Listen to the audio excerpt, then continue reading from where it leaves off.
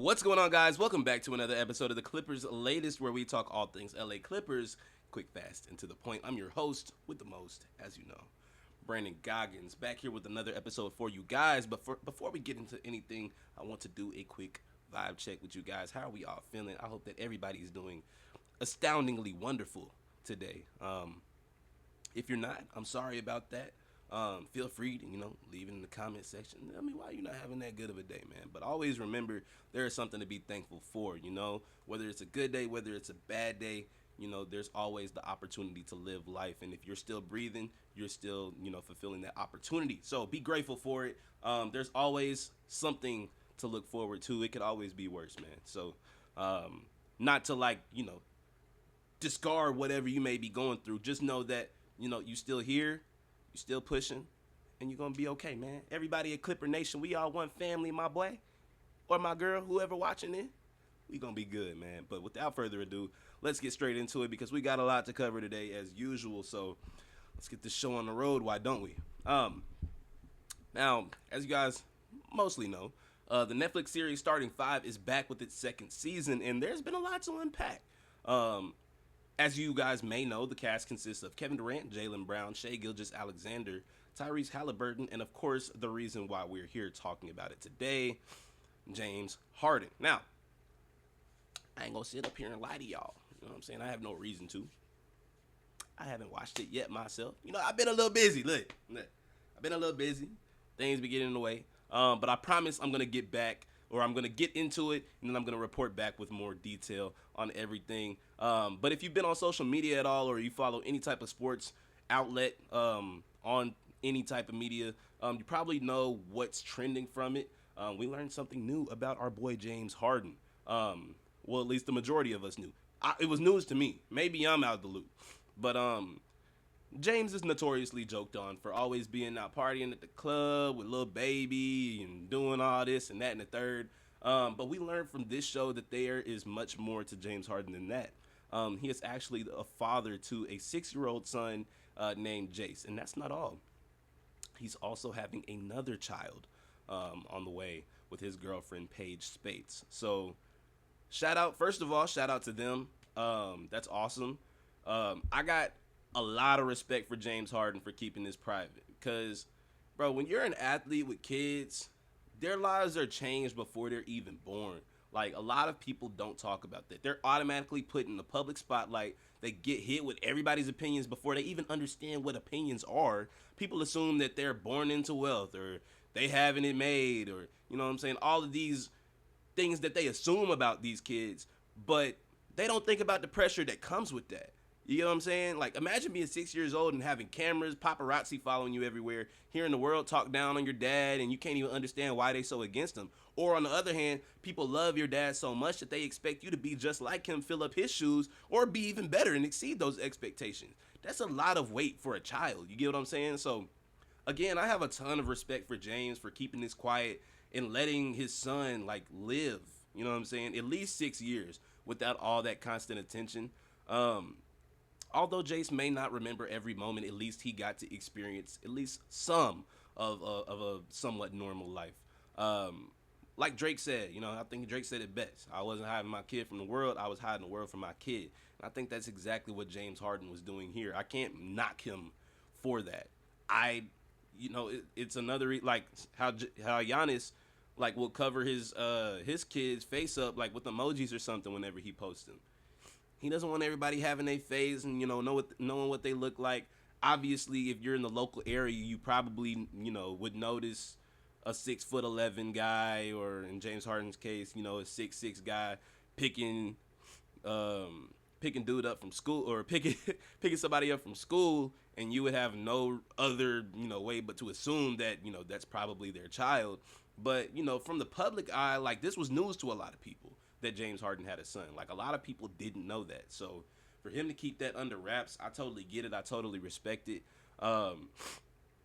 Just celebrity kids in general go through so much that nobody really talks about because we all assume that they are just, living lavish. And a lot of the times that's not the case. Sometimes I'd like to think that there are some cases where they live in more toxic environments just because of all that they have to worry about. There's so many things to consider with that. And I wish a lot of more people like would take note of that. I'm sure that James Harden is facing a little bit of backlash for not, putting his kid out there, but going out and partying and clubbing or whatever. Like, that's James. Don't bring Jason to this. You know what I mean? Like, two separate human beings, and I think that's the biggest thing. People forget they're humans too. I'm going to leave it at that. Big congrats to James and Paige. That's beautiful news, and a reminder that there's always more to the story than what cameras show. So always just keep that in mind. But now we're going to talk about some basketball stuff, if you will.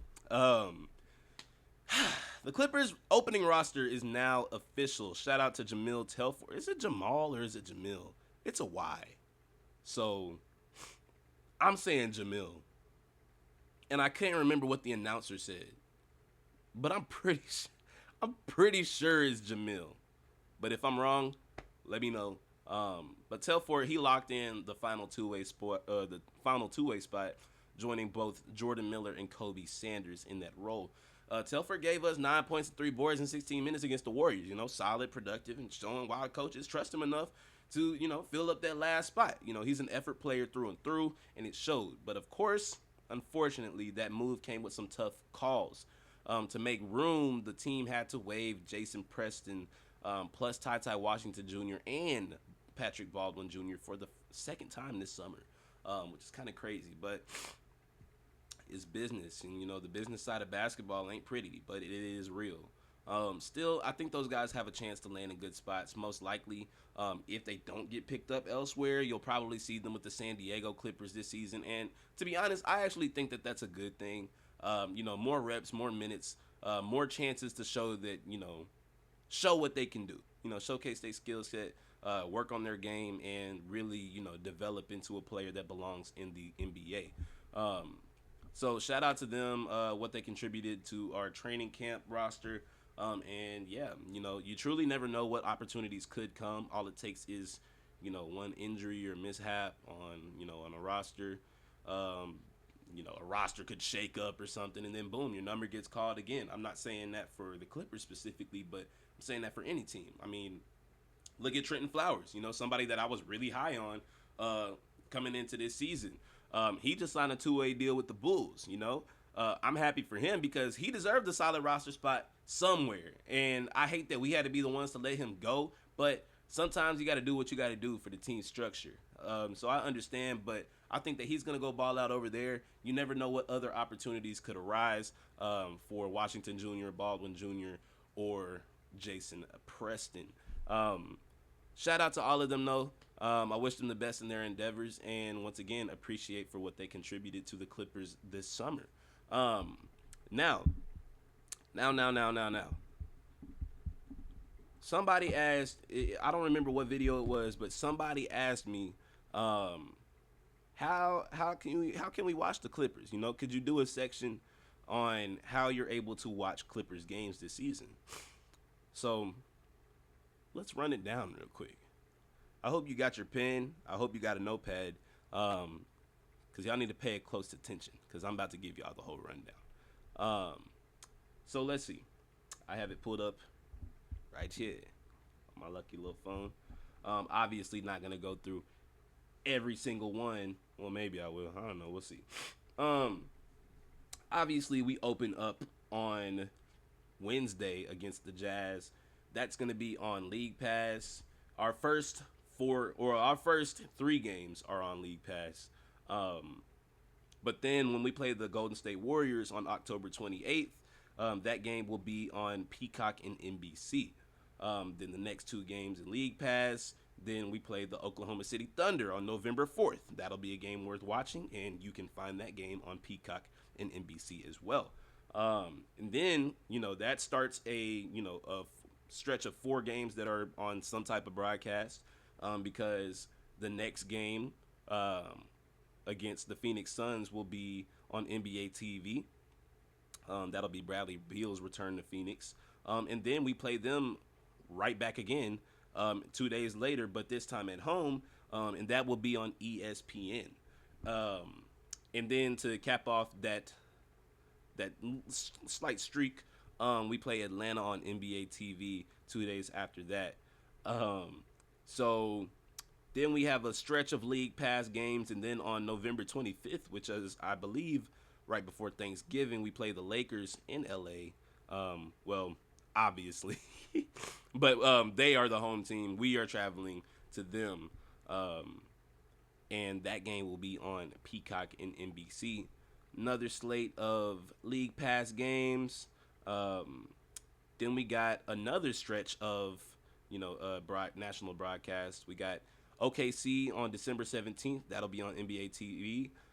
December 20th against the Lakers is also on NBA TV. December 23rd, right before last game before Christmas, that'll be against the Rockets on Peacock and NBC against Kevin Durant and company.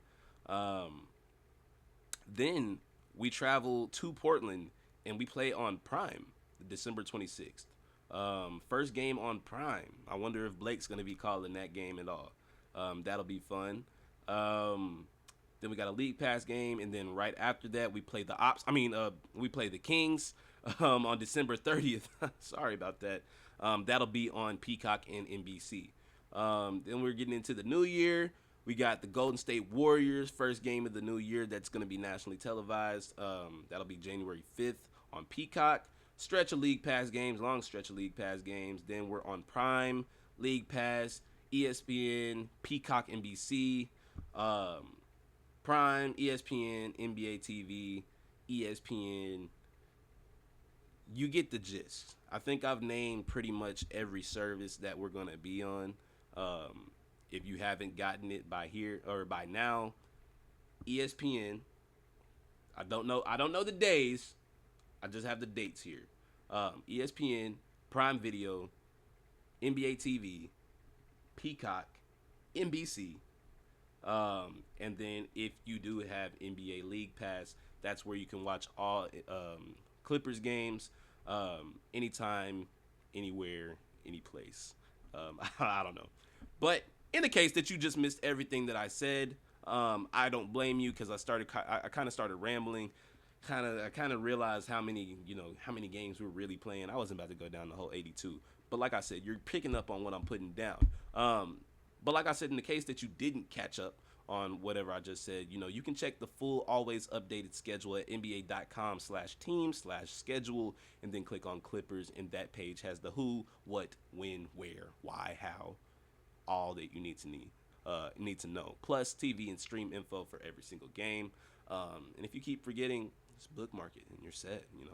They also got some radio options and local broadcast notes that are listed there too, so you'll never be guessing come tip off. And easy peasy lemon squeezy.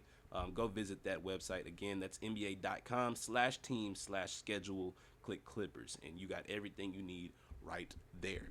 Now, with that being said, some of you guys may have watched last season. Some of you guys may be watching this season, but I'm here to talk about both. So let's play a little game of upgrade or downgrade, comparing the start of last season to the start of this season. I think this should be fun. What do you guys think? So first on the list, we have Kawhi Leonard inactive last season versus Kawhi Leonard active this season. Upgrade, obviously. And not just because, he's active, but he's more toned, he's more agile, he's a cleaner, sharper version of himself. So, upgrade in all categories. Now we got Powell versus Beal. Look, it's hard to judge at first glance. Y'all know I love my boy Norman Powell. But on paper, obviously it's an upgrade. On paper, fit is a whole different thing. But on paper, Bradley Beal is the better basketball player overall. And, his potential, in my opinion, contributes more than what Norman Powell would be able to. And that's, I know that sounds so crazy to say given what kind of season Norman Powell just had. I'm thinking so generally speaking. Bradley Beal is a better player than Norman Powell. And, I'm not thinking from a casual perspective. I feel like people try to get so niche that, common sense just kind of becomes, a non-factor. And if you think that Norman Powell is a better player than Bradley Beal, then, go you. You know what I'm saying? But did Norman Powell ever average over 30 in his life. Yes, that was years ago for Beal, but I think that he can still do that every now and then. And like, that's not to say that Norman Powell can't. I just think that Bradley Beal has a higher peak, potential peak. You know what I'm saying? So have your opinions on that. If you think that it's stupid, oh well, leave your thoughts in the comments below. You always free to do that. Coffee versus Collins. Upgrade. No diss to Amir. He did a lot of the small things right. You know, he was hustling hard. He got a lot of those nitty gritties. But Collins is simply more impactful in my opinion. And somebody told me like in one of these videos that I look like a Amir Coffee. Do y'all agree with that? Do I need to pull up a picture of Amir Coffee? Cause like no, I don't know. Shout out, hey, if you watching this and you said that, you know, shout out to you. I don't personally see it, but if anybody agrees, you know, let me know. Maybe I do, and I just don't see it. Yeah, I just think that Collins is more impactful, and I don't think that's a hot take necessarily. But you know, shout out to Amir. Man, Trey, or I almost said Trey Man, Terrence Man, Brook Lopez, upgrade. Terrence Man is love forever, man. You know, always gonna be part of Clippers gang.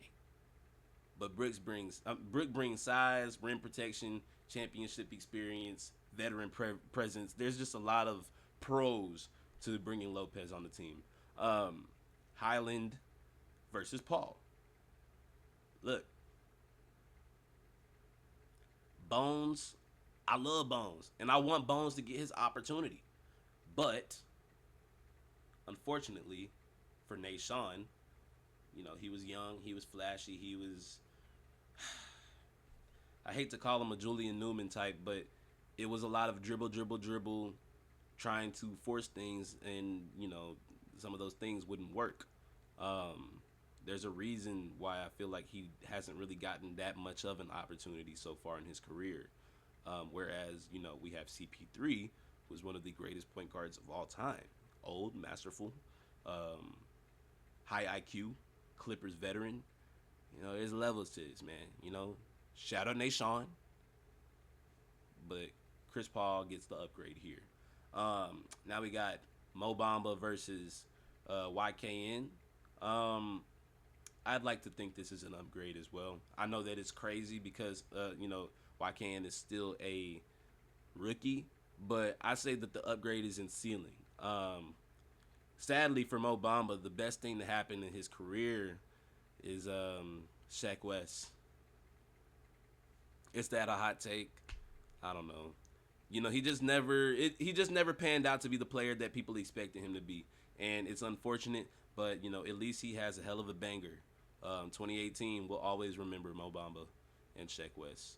But like back to YKN, I really think that he has potential to reach a peak that will be higher than what Mo Bamba had. But you know, you never know. You never know. KPJ, Bogdanovich. I think it's an upgrade. We needed shooting. Bogey supplies that shooting. As long as we keep him healthy, you know, we kind of need that. We low-key need some more shooters on the team, like more people that are designated shooters. But we can talk about that another time. You know, PJ Tuck, excuse me, compared to an open roster spot. Now look, is it crazy that I still say it's an upgrade? Upgrade in flexibility. How about that? I love PJ, man, but you know, he was known for, you know, his veteran presence in the locker room, and being that guy that, you know, guys could depend on for coaching, mentorship, and all that.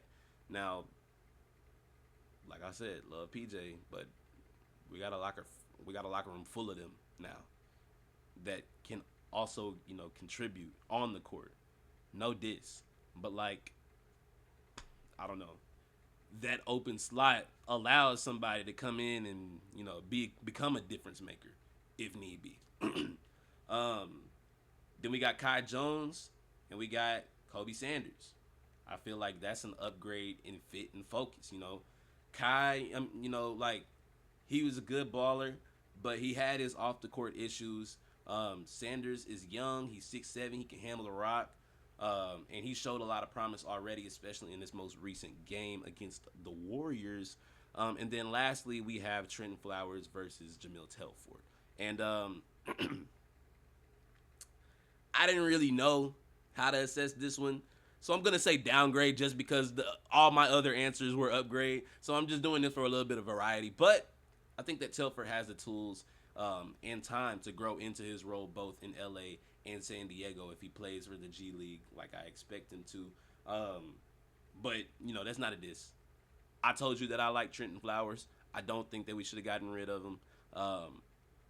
But I do expect big things out of Telford too. And I think that he can be a good player. You know what I'm saying? I think that he can be a Lou Dort-esque type of player if he gets the right development, which I think that he will. So bottom line is we got more size, more shooting, more experience, and still enough youth to develop. You get what I'm saying? If Kawhi stays healthy and James keeps running the point like he's been, being that floor general, this team has everything it needs to make some real noise in the West. New year, new look, same goal. Let's get it, Clipper Nation. That's going to do it for this episode. This was a little bit of a longer one. Like I said, it was going to be. I tried to keep it as condensed as I could, but I think I got a little too carried away with the schedule there. So hopefully that made sense to you guys. But let me know in the comments if that was helpful at all. Just rewind if it didn't. I don't know. But let me know what you guys think about my upgrade or downgrade picks. What do you think about the different streaming services that you can watch all Clippers games on? How do you feel about the roster being set? How do you feel about the guys who got waived, the guys who got signed? And then lastly, what do you think about James Harden, finally revealing that he has a son and has another one on the way? And have you checked out Starting Five yet? And is it worth checking out? I already know the answer is yes. I'm going to get on that, and I hope that you are too. I'm going to try not to fall too far behind on it. So that's on me. But like I said, that's going to do it for this episode, guys. I hope that you guys enjoyed. If you did, make sure to smash that like button. And, of course, consider subscribing if you are new here. I'm going to get up out of here. Y'all be easy. Y'all be sleazy. And, if you feel like, keep it P. You know what I mean? But y'all take it easy. I'm going to see y'all in the next one. Peace.